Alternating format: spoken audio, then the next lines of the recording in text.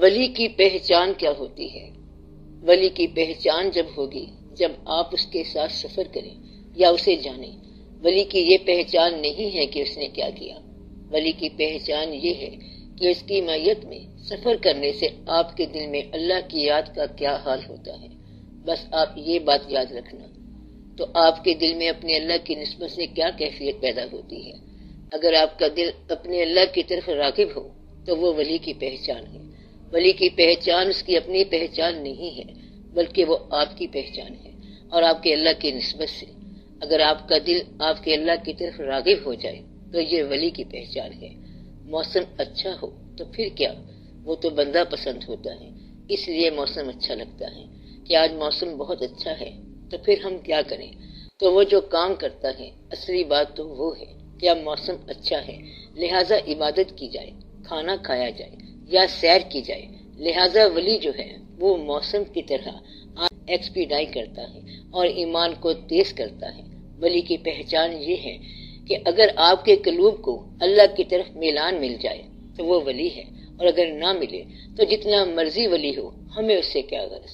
اگر اس کی صحبت میں ہمارا اللہ کی طرف رجوع نہیں ہوتا، خواہ وہ ولی مستند ہو تو ہو۔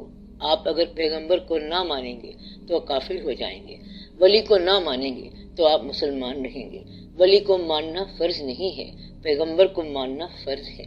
لہٰذا ولی تحقیق سے ہو سکتا ہے، اور ولی کی تحقیق کی جا سکتی ہے اور ہو سکتی ہے۔ پیغمبر کی تحقیق کرو گے تو کافر ہو جاؤ گے۔ پیغمبر کو ایز اٹ از ماننا پڑتا ہے۔ اللہ کا شکر ہے کہ پہلے کی طرح کسی پیغمبر کا زمانہ ہی نہیں رہا، اور ہمیشہ کے لیے پیغمبر صلی اللہ علیہ وسلم کا زمانہ آ گیا۔ کائنات اور انسان کے حوالے سے ولی کا منصب کیا ہے؟ ولی کا منصب ایک نہیں ہوتا۔ ولایت ایک آپریشن ہے، عمل ہے، وہ علاقے کا ڈپٹی ہے، یہ کیفیات کی اضلاع ہے۔ اور اگر اس کائنات کے خطے بنائے جائیں تو وہ جغرافیکل بھی ہیں، تاریخی بھی ہیں، کیفیات کے حساب سے بھی ہیں اور اشیاء کے حساب سے بھی ہیں۔ کسی کو کوئی کیفیت دی جا رہی ہے، کسی کو کوئی اور کیفیت دی جا رہی ہے۔ ولی جو ہے بعض اوقات اپنے منصب سے بھی آشنا نہیں ہوتا جبکہ منصب پر عمل کر رہا ہوتا ہے، اور کچھ ولی اپنے منصب سے آشنا ہوتے ہیں، ان کو یہ بتایا جاتا ہے کہ یہ کام آپ نے پورے کرنے ہیں، اور وہ اپنا کام کرتا جا رہا ہے۔ اسے کہو کہ کائنات ادھر کی ادھر ہو گئی ہے تو وہ کہتا ہے کہ مجھے نہیں پتا، بس وہ اپنے کام میں چلتا جا رہا ہے۔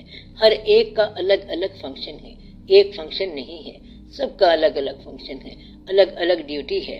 کوئی دن کے ولی ہیں، کوئی رات کے ولی ہیں، کوئی جاگنے کے ولی ہیں، کوئی سیر کرتے رہتے ہیں، کوئی جہاں گشت ہوتے ہیں اور کوئی مقیم ہوتے ہیں، جنہیں کتب کہتے ہیں۔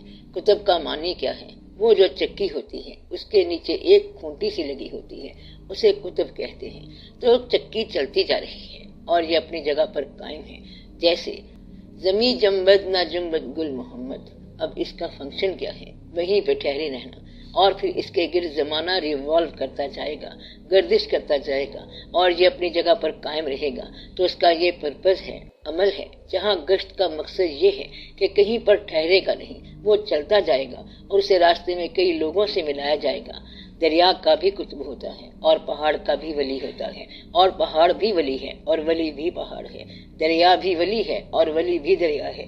تو جو کائنات کی شے نظر آتی ہے ویسے ویسے اس کے فنکشن ہیں۔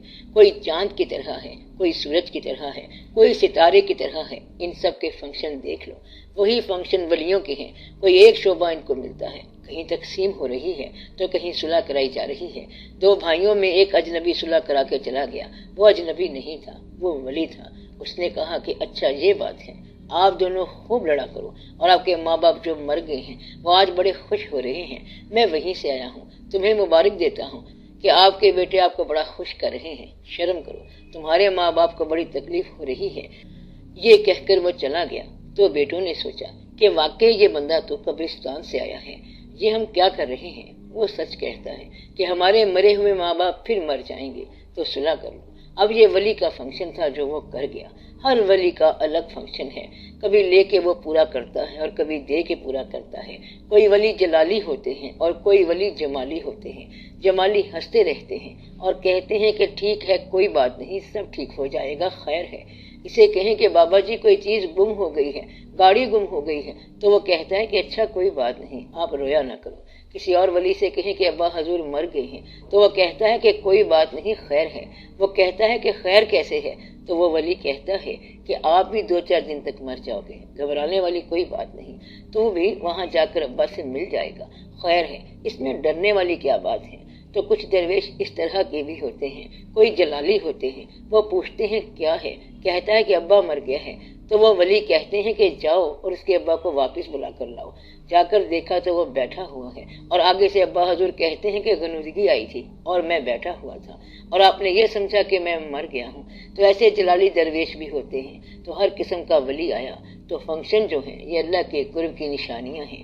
جس طرح بارش جو ہے وہ اگر کسی زمین پر ہو تو پھر پتہ نہیں کیا پیدا ہو جائے، اور اسی طرح ولی کی نشانیاں ہیں، یہ اللہ کی رحمت کی انتہا ہوتی ہے۔ کسی زمین میں کچھ پیدا ہو گیا اور کسی زمین میں کچھ اور پیدا ہو گیا۔ کچھ ولی ایسے ہیں جو روتے رہتے ہیں اور رلاتے رہتے ہیں۔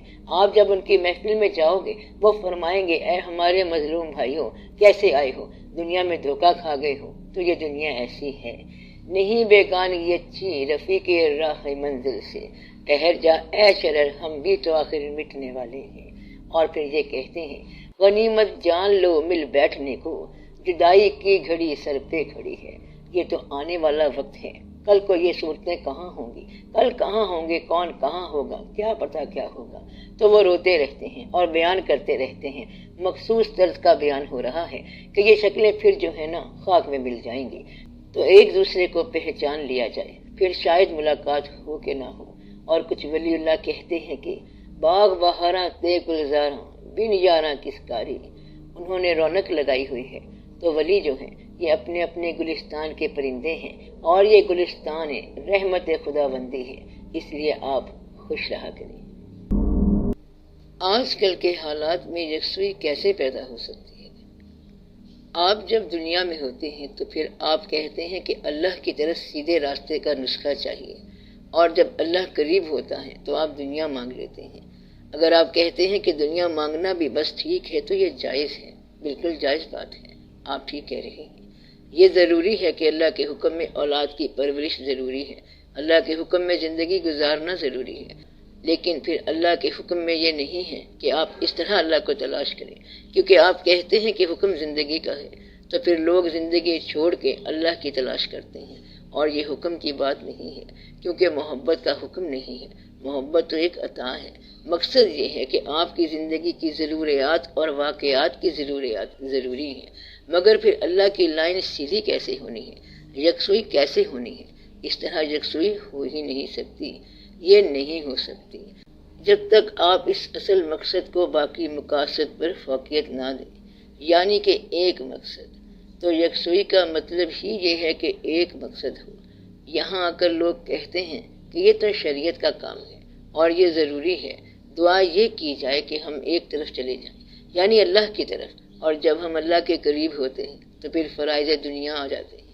اس وقت جب اللہ چاہیے تو فرائض دنیا ترک کر دو۔ اگر کوئی شخص ادھر اللہ کی طرف جانا چاہے تو وہ محبت میں چل پڑا، پھر اس کے خیال میں یکسوئی آ جائے گی۔ ایک خیال کے لیے بہت سارے خیال چھوڑنے پڑتے ہیں، مثلاً جو جاگنے والا ہے، جیسے رات کو کچھ لوگ جاگتے ہیں، اور اگر آپ سے کہا جائے کہ جاگو تو آپ کہیں گے کہ یہ بھی اللہ کا حکم ہے کہ صحت کا خیال رکھو، یہ تو ٹھیک بات ہے، اور اللہ کا حکم ہے کہ صحت کا خیال رکھو اور پھر جاگنے کی خواہش ہی نہ کرو۔ پھر اگر جاگو گے تو پھر صحت کو اللہ کے حوالے کر کے جاگو گے۔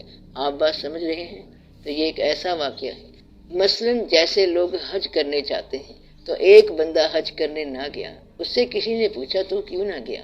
کہتا ہے کہ دیکھو میرے حالات ایسے نہیں ہیں، اور کچھ لوگ شوق میں ادھر ادھر سے ادھار لے کے چلے جاتے ہیں، اور کچھ لوگ تو اچھے حالات کے باوجود حج پہ نہیں جاتے۔ تو یہ سب شوق کی داستان ہے۔ اگر شوق نہ ہو تو یکسوئی نہیں ہو سکتی۔ شوق کا نام ہی یکسوئی ہے، یہ آپ کے اندر ہوتی ہے اور آپ کے ساتھ ہی پیدا ہوتی ہے۔ جب تک آپ میں ذوق نہ ہو، یکسوئی کا سوال ہی نہیں پیدا ہوتا۔